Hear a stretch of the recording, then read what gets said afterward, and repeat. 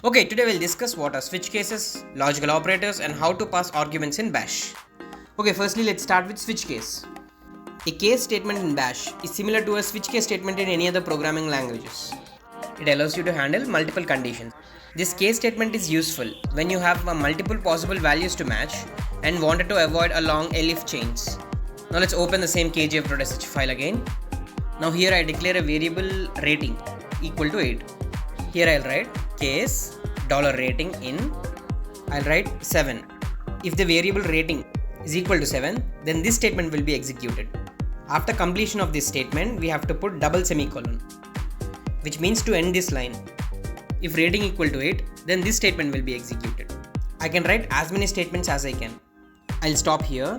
Star over here means a wildcard, which means if none of the above statements are executed, then this statement will be executed. To close this block, we have to write a reverse of case, which means ESAC. When I save and execute this file, I'll get rating is 8. Now let's take a user input, and instead of writing only one line, we'll write some multiple lines. Let us open this file again. To take user input, we already know that we have to write read. If I write -p and some enter rating message, this message will be printed on the screen and user entered value will be stored in this rating variable. Now I'll write a if condition under this 8. We have already seen this if condition in the previous video itself. I'll write a basic if syntax.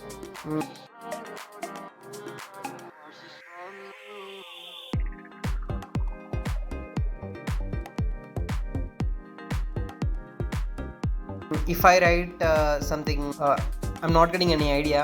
For now, I'll write rating equal to 8. Then I'll print rating is 8 only message. After completion of the statement, we have to write double semicolon to end this statement. If I save this file and execute, we can now see a message enter rating. If I enter 8, we can see the both echo statements are printed. Now instead of using numbers, let's change number to strings. I'll reopen the same kgf.sh file again. Instead of rating, let's accept a movie name. Let's replace this 7 with kgf. If kgf was the user input, then we'll print movies kgf.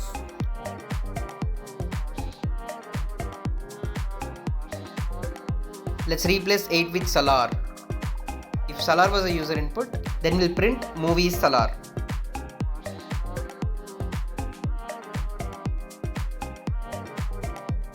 Okay, let's replace rating with movie everywhere in the script.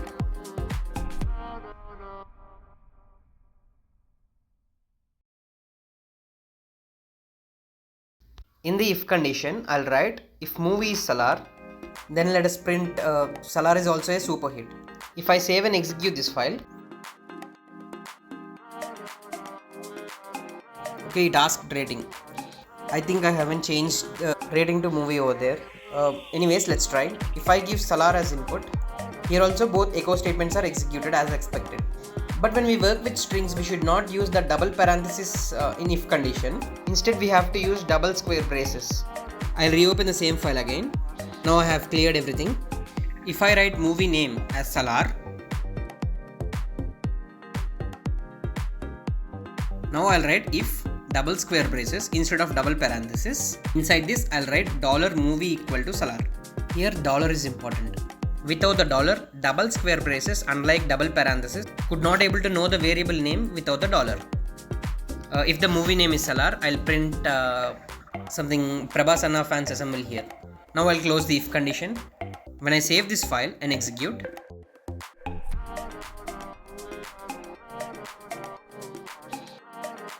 I'll see the result as expected.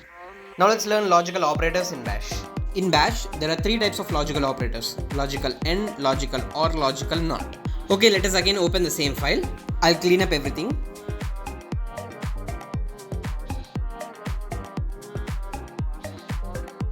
If I declare a variable rating equal to 7, now I'll write if rating greater than 5,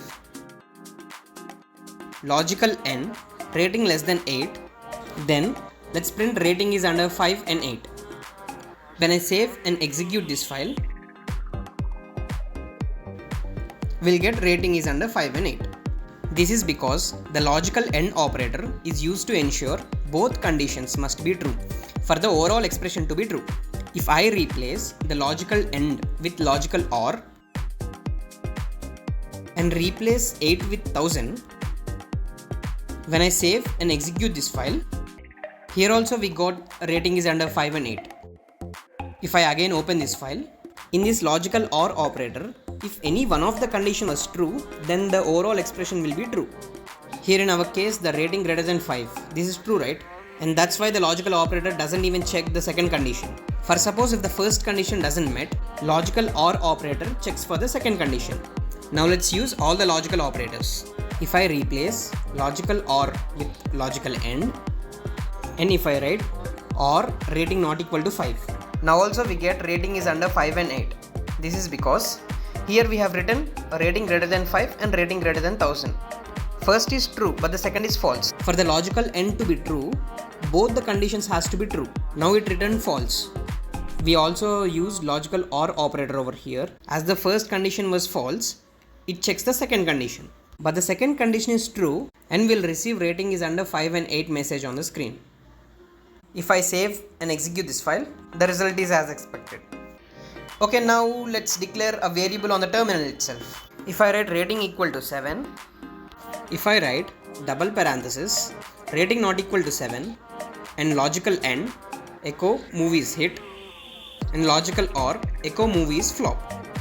As rating equal to 7, the first condition will be false and movie is hit will not be printed. As the first statement was false, logical OR operator checks for the second statement. And now movie is flop will be printed on the screen. Now if I replace not equal to with equal to, as rating equal to 7, the first statement will be true. And now the logical OR operator doesn't check for the second one as the first statement itself is true. Now movie is hit will be printed on the screen. Okay, now let's look at the arguments in bash. Arguments are the values that are passed to a bash script when it was executed. They allow users to provide a dynamic input to a script, making it more flexible. Over here, kgf and salar are the arguments that are passed to this kgf.sh script file. Now when I open this kgf.sh script file, here we can access the passed arguments to the script file using $1, $2, $3 and so on.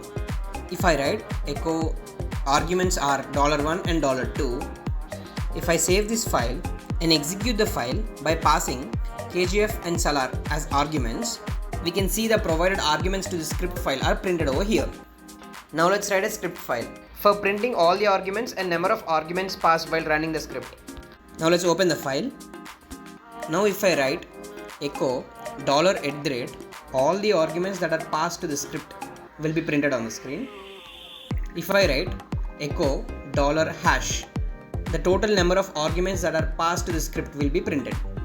If I save this file and execute by passing kgf and salar as arguments, we can see the provided arguments and the number of arguments while executing the script. Okay, now let's see the shift command, which is used to move the argument positions. If I open the same script file, if I write shift and if I try to print the total number of arguments remaining using echo $@, if I save this file and execute by passing the arguments, before the shift command I got all the arguments that are passed, but after the shift command I only got salar, kgf got eliminated. Basically shift command is used to shift the parameters to the left side by removing them. Okay, that's it for today. In the next video we'll look at functions and loops in bash. Stay tuned and subscribe for more.